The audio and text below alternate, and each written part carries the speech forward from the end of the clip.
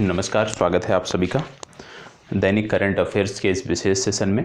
आज भी प्रश्नों की संख्या लगभग 18 प्रश्न हैं, जिनमें से एक प्रश्न आपके अभ्यास के लिए है। बाकी के प्रश्नों का जवाब हम इसी सेशन में देखेंगे।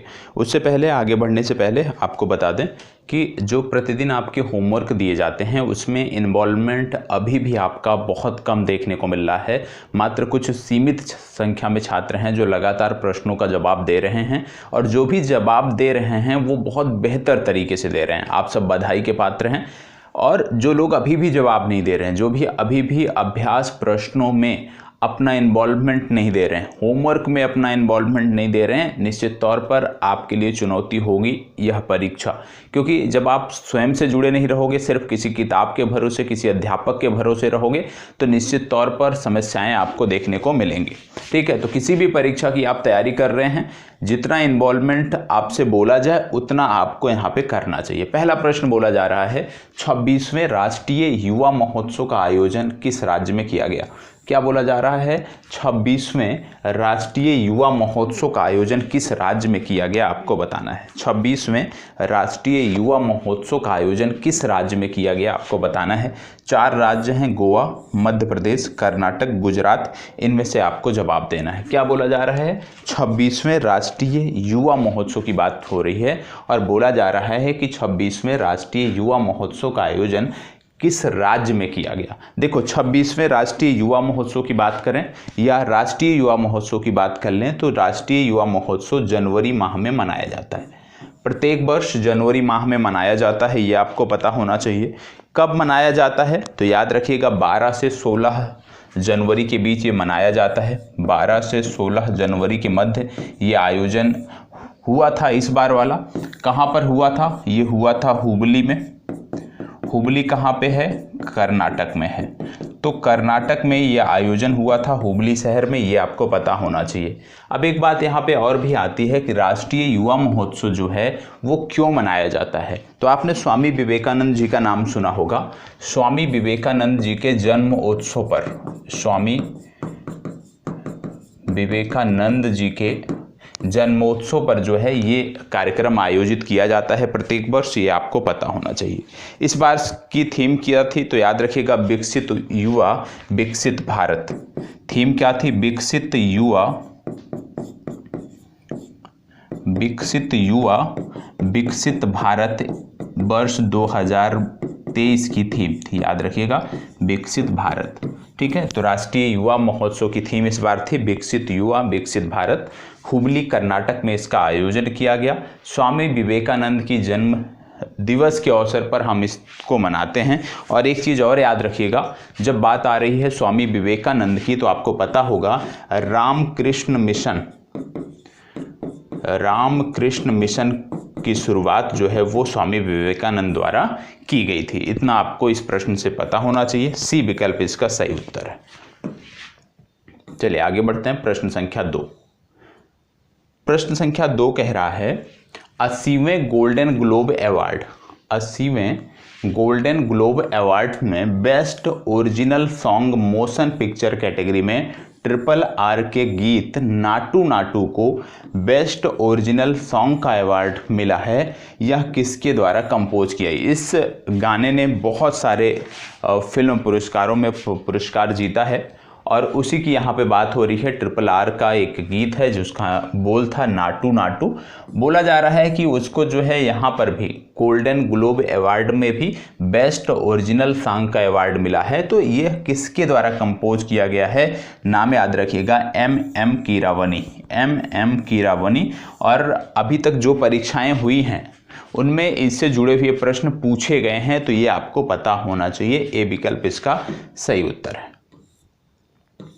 इसको बताइएगा, जनवरी 2023 में केंद्रीय प्रदूषण नियंत्रण बोर्ड द्वारा जारी आंकड़ों के अनुसार वर्ष 2022 में भारत का सबसे प्रदूषित शहर कौन सा है?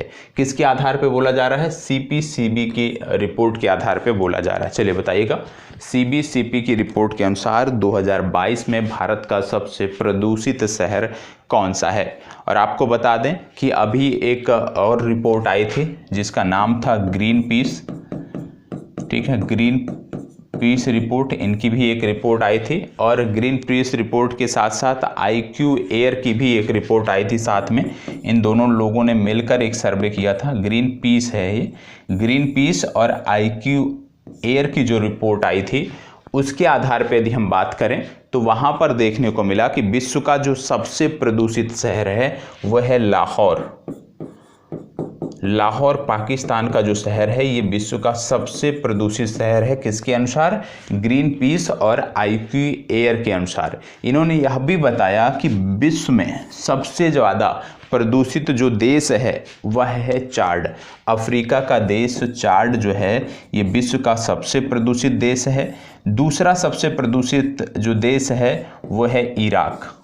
ठीक है, तो ये आपको पता होना चाहिए। चाड और इराक ये विश्व के 2 सबसे प्रदूषित देश हैं, और इसके बाद नंबर आता है पाकिस्तान का। तो 3 नंबर पे पाकिस्तान आता है। ग्रीन पीस और IQ एयर की जो रिपोर्ट आई है उसके अनुसार लाहौर सबसे प्रदूषित शहर है। लेकिन यहाँ पे CPCB की रिपोर्ट के बारे में पूछा जा रहा है। CPCB ने जो रिपोर्ट दी उसके अनुसार दिल्ली जो है वो भारत का सबसे प्रदूषित शहर है। ठीक है, चलिए दोनों रिपोर्ट आपको पता होने चाहिए। इसको बताइएगा। एक स्टार्टअप कंपनी है IG ड्रोन, जिसका नाम है IG ड्रोन। ठीक है, IG ड्रोन ने भारत के प्रथम 5G सक्षम ड्रोन का नाम क्या रखा है, जो एक बार में 10 किलो पेलोड लेकर 5 घंटे तक लगातार उड़ सकता है। तो IG ड्रोन ने जो बनाया है, एक ड्रोन बनाया है 5G ड्रोन, और ये जो 5G ड्रोन है ये 10 किलो पेलोड लेकर 5 घंटे तक उड़ान भर सकता है। इसका नाम क्या है ये आपसे पूछा जा रहा है। चलिए, आपसे ऐसे भी पूछा जा सकता है कि इनमें से जो भी नाम सही है कि संबंधित ड्रोन को किस कंपनी ने बनाया है, तो ये भी आपको पता होना चाहिए IG ड्रोन। ऐसे भी प्रश्न पूछे जा सकते हैं, तो याद रखिएगा इसका नाम है स्काई हॉक। क्या नाम है? Sky hoc. C विकल्प आपका सही उत्तर है। क्या आपको पता है एक हमारा हेलीकॉप्टर है जिसको बोलते हैं सी हॉक रोमियो?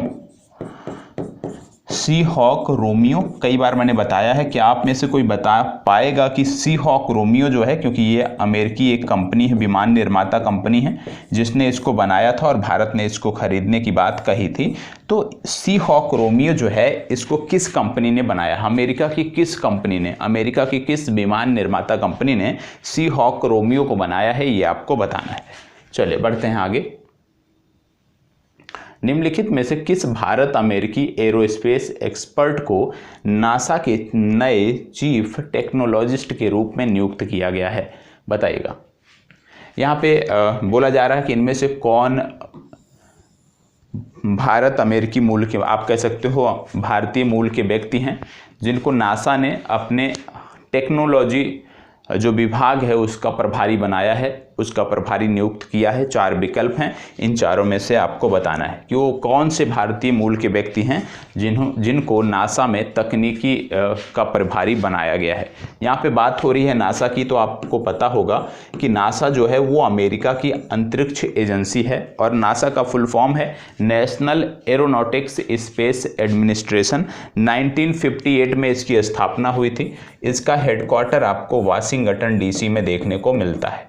ठीक है, 2 मिशन भी आपको यहाँ पे पता होना चाहिए जो इसरो और नासा साथ में मिलकर कर रहे हैं। इसरो प्लस नासा का जो ज्वाइंट वेंचर है जो इसको काम कर रहा है। पहला मिशन है आर्तेमिस मिशन, ये आपको पता होना चाहिए। इसमें दोनों देश साथ कर रहे हैं काम, दोनों एजेंसियां साथ मिलकर काम कर रही हैं। और दूसरा जो यहाँ पे आपको याद रखना है वो है निसार मिशन।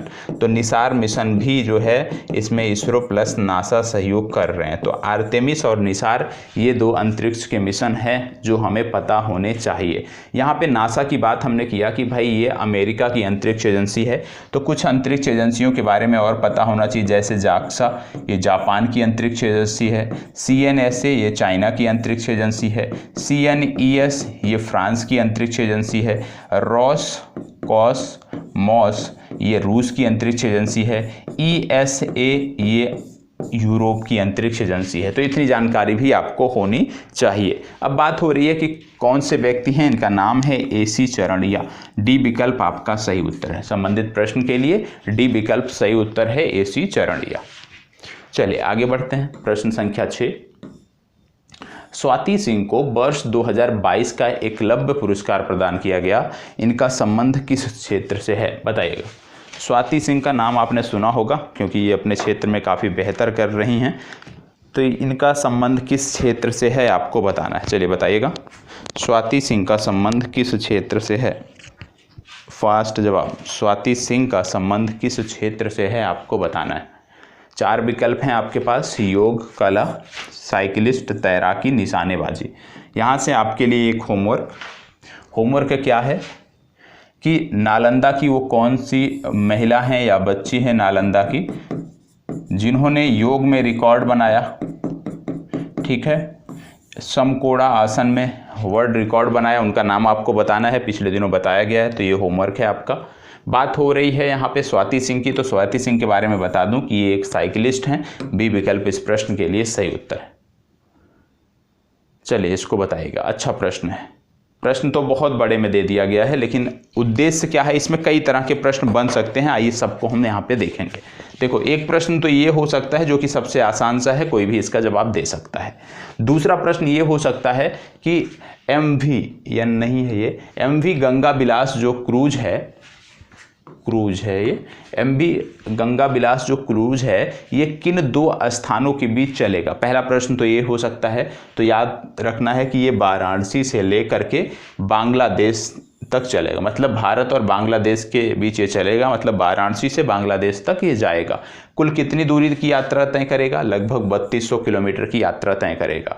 अब बात हो रही है कि MV गंगा विलास जो क्रूज है इसको हरी झंडी किसने दिखाई, तो याद रखिएगा इसको हरी झंडी दिखाई नरेंद्र मोदी जी ने, हमारे प्रधानमंत्री हैं, तो प्रधानमंत्री जी ने इसको हरी झंडी दिखाई। तो ये तो सामान्य सा प्रश्न हो गया कि किसने हरी झंडी दिखाई।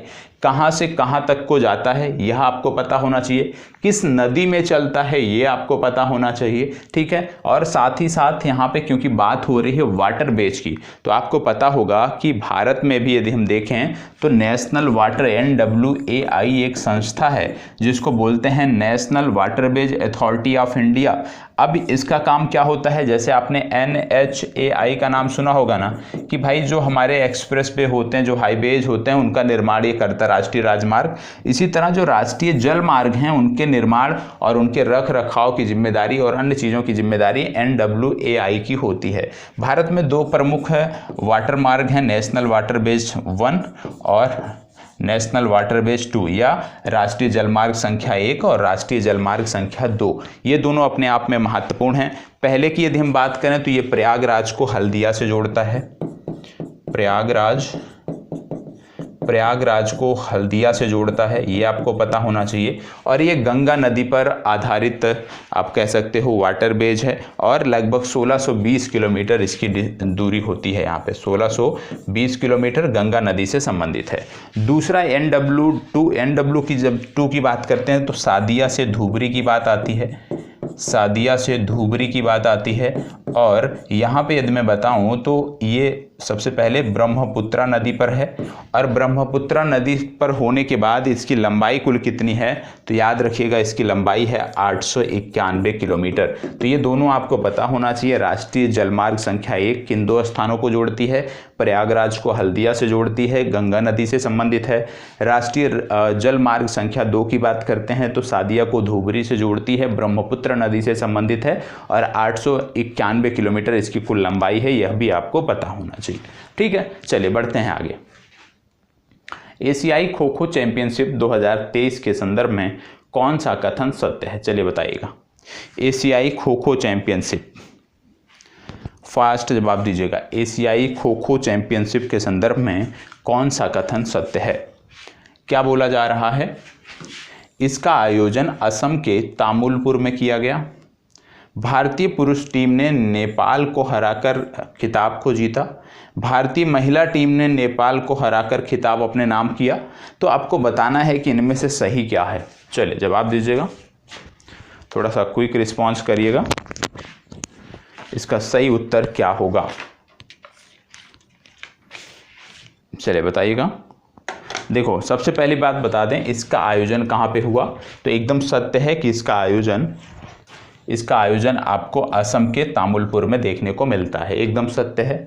दूसरा है कि भारतीय पुरुष टीम ने नेपाल को हराकर विजेता बनी, एकदम सत्य है। और महिला टीम ने भी नेपाल को हराया। तो सिर्फ इतना याद रखना है, एशियाई खो खो चैंपियनशिप जो संपन्न हुआ उसमें भारत की महिला और पुरुष टीम ने दोनों ने नेपाल को हराकर इस खिताब पर अपना कब्जा जमाया। तो इसका डी विकल्प सही है, क्योंकि इसके सभी के सभी विकल्प यहाँ पर सही है। ठीक है, चलिए इसको बताइए। 15 जनवरी 2023 को आर बोनी ग्रेबियल को मिस यूनिवर्स चुना गया, उनका संबंध किस देश से है? चलिए बताइएगा, उनका संबंध किस देश से है। यहाँ पे एक नाम आपको बोला जा रहा है, नाम है R Bonney Gabriel. R Bonney Gabriel का संबंध किस देश से है ये आपसे पूछा जा रहा है। 4 देश हैं, दक्षिण अफ्रीका, अमेरिका, इजराइल और बेल्जियम। इनमें से किससे इनका संबंध है और ये क्या चुने गए हैं? Miss universe 2022। चलिए जवाब दीजिएगा, फास्ट जवाब। देखो इनका संबंध है अमेरिका से, बी विकल्प सही उत्तर है। इसको बताओ, हाल ही में निम्नलिखित में से किस संस्था द्वारा वैश्विक जोखिम रिपोर्ट जारी की गई? ठीक है, वैश्विक जोखिम रिपोर्ट, शाब्दिक त्रुटि है, इग्नोर करिएगा। ग्लोबल रिस्क रिपोर्ट किसके द्वारा जारी की गई है, किस संस्था द्वारा, आपको बताना है। चलिए बताइएगा। देखो ये जो संस्था है इसके द्वारा कई सारी रिपोर्ट जारी की जाती हैं, और यदि आप रेगुलर परीक्षाओं से जुड़े हैं तो आपको संबंधित संस्था विश्व आर्थिक मंच के बारे में पता होगा। विश्व आर्थिक मंच की कई सारी रिपोर्ट आती हैं जो कि हमारी परीक्षाओं के लिए महत्वपूर्ण होती हैं, और सभी की सभी रिपोर्ट मैं आगे कराने वाला हूं। तो इसका सही उत्तर है बी विकल्प, विश्व आर्थिक मंच। इसको बताइएगा, क्या बोला जा रहा है कि इसमें से कौन सा देश है जिन्होंने अपने 75वें स्वतंत्रता दिवस, राष्ट्रीय स्वतंत्रता दिवस समारोह के हिस्से के रूप में एक स्मारक डाक टिकट जारी करने का फैसला लिया, और इसमें भारत के पहले प्रधानमंत्री जवाहरलाल नेहरू का चित्र सम्मिलित है। मतलब इन्होंने जो डाक टिकट जारी किया है वो भारतीय पूर्व प्रधानमंत्री जवाहरलाल नेहरू को याद करते हुए उनके स्मरण के साथ जारी किया है, उनके फोटो के साथ जारी किया है। तो वो कौन सा देश है जिसने अभी हाल ही में 75वां अपना राष्ट्रीय स्वतंत्रता दिवस मनाया? 4 देश यहाँ पे दिए हैं, इन्हीं में से आपको बताना है। चलिए फास्ट जवाब दीजिएगा। यहाँ पे विकल्प में आपको देखने को मिल रहा है बांग्लादेश, भूटान, नेपाल और श्रीलंका। आपको बता दें ये जो देश है इसके साथ हम एक सैन्य अभ्यास करते हैं जिसका नाम है मित्र शक्ति। मित्र शक्ति नामक सैन्य अभ्यास हम इनके साथ करते हैं।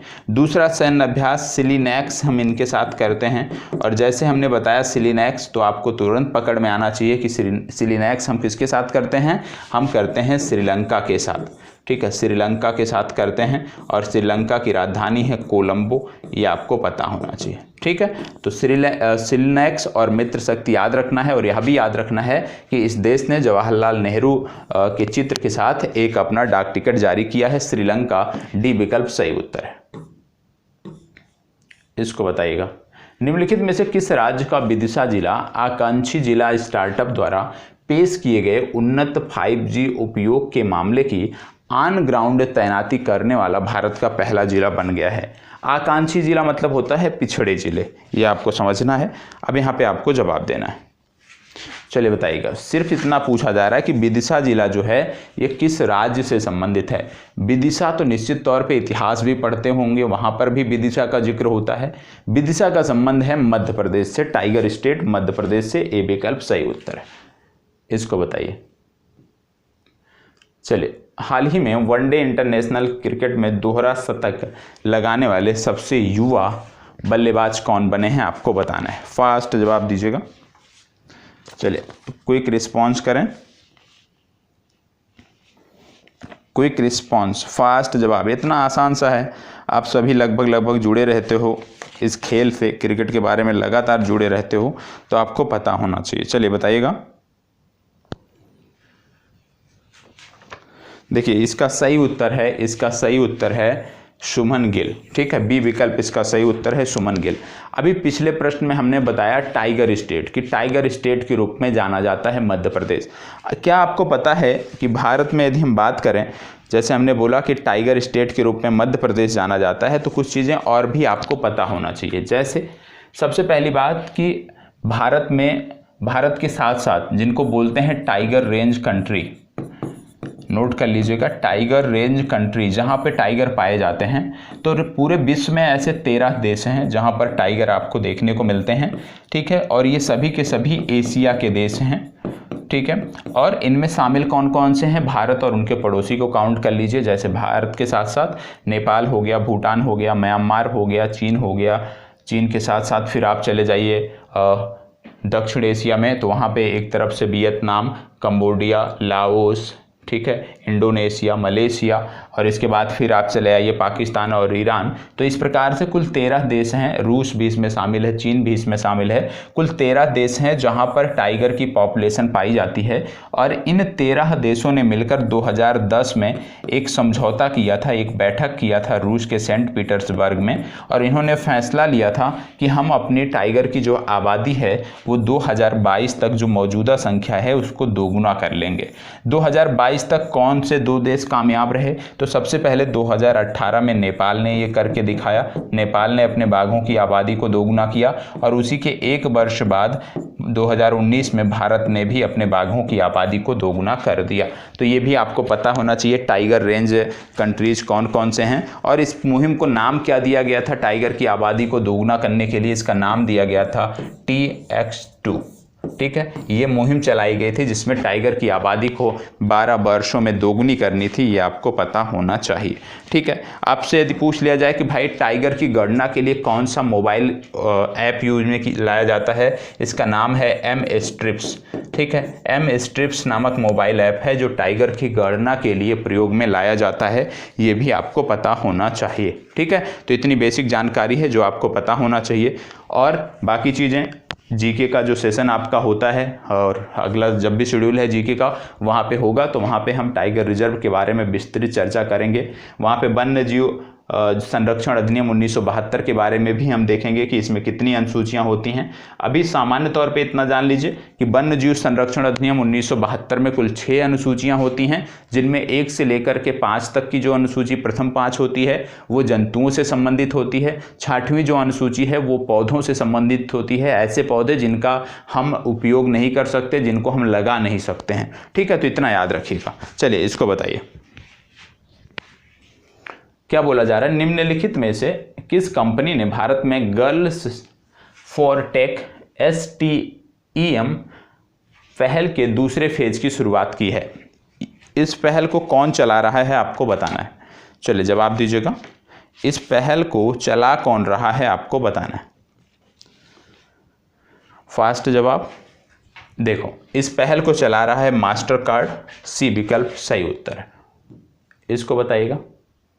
हिंदुस्तान यूनिलीवर लिमिटेड ने किस संस्था के सहयोग से एक समावेशी सर्कुलर इकोनॉमी प्रोजेक्ट शुरू करने की घोषणा की है? बताइएगा। हिंदुस्तान यूनिलीवर लिमिटेड के बारे में बात हो रही है, जवाब आपको देना है। चलिए, किसके सहयोग से एक समावेशी सर्कुलर इकोनॉमी प्रोजेक्ट शुरू करने की घोषणा की है? याद रखिएगा, यूनाइटेड नेशन डेवलपमेंट प्रोग्राम, संयुक्त राष्ट्र विकास कार्यक्रम, B विकल्प सही उत्तर है। चलिए इसको बताइए, ये प्रश्न महत्वपूर्ण है। 23 जनवरी 2023 को 5वीं कलवरी श्रेणी की पनडुब्बी को भारतीय नौसेना में कमीशन किया गया, इसका नाम क्या है? 5वीं कलवरी श्रेणी की जो पनडुब्बी है उसको भारतीय सेना में कमीशन किया गया, उसका नाम आपसे पूछा जा रहा है। आपको बता दें, कलवरी श्रेणी की जो पनडुब्बियां बनाने का कार्यक्रम था उस प्रोजेक्ट का नाम था P75, या इसी को बोलते थे प्रोजेक्ट 75, ठीक है। प्रोजेक्ट 75 के तहत कुल 6 पनडुब्बियों का निर्माण करना था, ठीक है, जिनमें से 5 का निर्माण हो चुका है। अभी एक जिसका निर्माण बाकी है, 6वीं पनडुब्बी, उसका नाम है बागसीर। तो 6वीं जो आएगी वो आएगी बागसीर।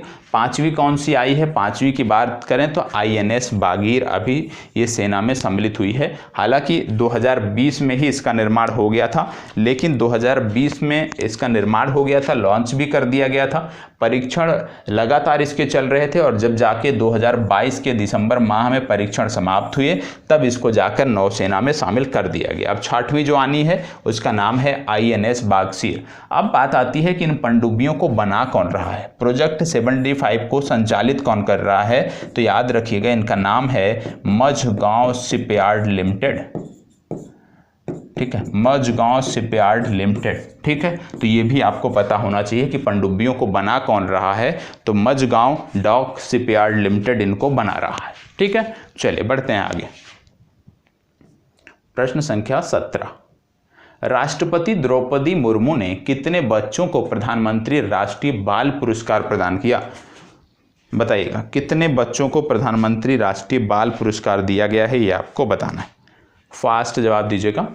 राष्ट्रपति द्वारा कितने बच्चों को प्रधानमंत्री राष्ट्रीय बाल पुरस्कार से इस बार सम्मानित किया गया? तो टोटल संख्या याद रखिएगा 11। ठीक है, आज का अंतिम प्रश्न, इसको बताइए। इनका नाम तो आपने जरूर सुना होगा, अब्देल फतेह अल सीसी। ये हमारे गणतंत्र दिवस पर मुख्य अतिथि के रूप में सम्मिलित थे, तो इनके बारे में आपको पता होना चाहिए। बोला जा रहा है कि भारत के 74वें गणतंत्र दिवस पर मुख्य अतिथि कौन थे? 74वें गणतंत्र दिवस पर जो मुख्य अतिथि थे अब्देल फतेह अल सीसी, इनका संबंध किस देश से था, यही आपसे पूछा जा रहा है। मतलब ये किस देश के राष्ट्रपति हैं, ये आपको बताना है। आपको बता दें कि ये जो देश है ये लाल सागर से सीमा साझा करता है। किससे सीमा साझा करता है? लाल सागर से, रेड सी से सीमा साझा करता है। लाल सागर से सीमा साझा करने वाले देशों की जब हम बात करते हैं तो पहले तो आता है यमन, दूसरा देश आता है सऊदी अरबिया, सऊदी अरब। ठीक है, इसके बाद जो अगला देश आता है वो आता है मिस्र, अगला देश आता है सूडान। ठीक है, इसके बाद आपका सूडान के बाद आ जाता है इरिट्रिया। ठीक है, इरिट्रिया और जिबूती, इरिट्रिया और जिबूती, ये ऐसे देश हैं जो लाल सागर से सीमा साझा करते हैं, और ये सभी के सभी देश आपको पता होना चाहिए। मैंने बोला कि ये जो मुख्य अतिथि थे ये लाल सागर से सीमा साझा करने वाले देशों में थे। अब इनमें से यदि हम देखें कितने देशों का नाम दिया है, सऊदी अरब, यमन और मिस्र, 3 देश ऐसे दिए हैं जो कि लाल सागर से सीमा साझा करते हैं। आपको बता दें कि इसका सही उत्तर है मिस्र। मिस्र की राजधानी क्या है? कायरो इनकी राजधानी है। आप जानते हैं मिस्र को नील नदी का वरदान कहा जाता है, ये भी आपको पता होना चाहिए। और नील नदी जो है ये कब बनती है? जब इसमें एक शाखा आती है व्हाइट नाइल और ब्लू नाइल, मतलब व्हाइट नील और ब्लू नील के मिलने के बाद संयुक्त धारा को हम नील नदी कहते हैं, व्हाइट नाइल और ब्लू नाइल को। एक चीज़ यहाँ पे और याद रखिएगा, ये खार्तूम नामक स्थान पड़ता है सूडान में, जहाँ पे व्हाइट नील और ब्लू नील का संगम होता है। यह भी परीक्षाओं में पूछा जाता है। एक प्रश्न यहाँ से और पूछा जाता है इस रीजन से, बोला जाता है horn of Africa, horn of Africa में कौन से देश शामिल हैं?